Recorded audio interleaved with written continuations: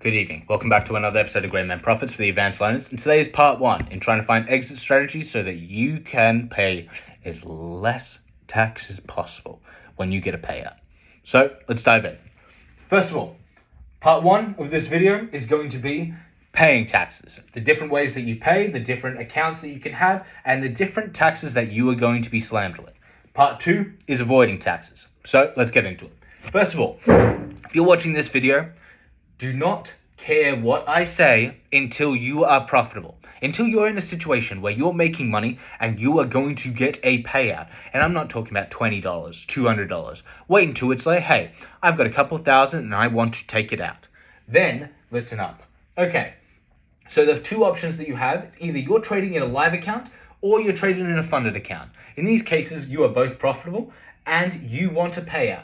If you're trading with a funded account, it's a little bit more simple because, of course, the corporation is going to review all your trades and they are going to set up the payment depending on, one, the rate in which you get to keep. Most of the time it's 90-10, so 90% for you.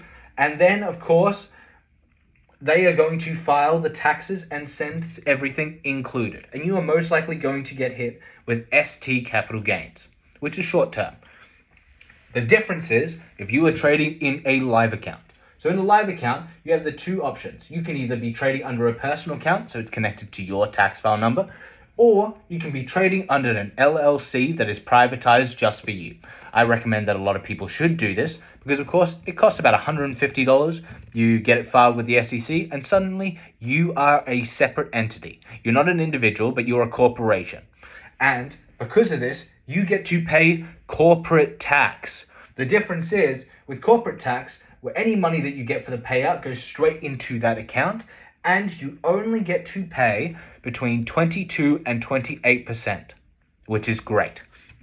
The difference is, if you're in a personal account, you're going to get taxed regularly. So the taxes that you'll get hit with will most likely be a 1090 if you're an American citizen, and sub-income capital gains tax. If you're an American citizen, you'll get slammed with these together.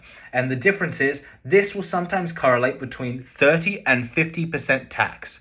The difference is, if you're anywhere else in the world, you'll get hit with short-term capital gains tax. And unfortunately, this one's a heavy one, because most of the time, it averages about 40%.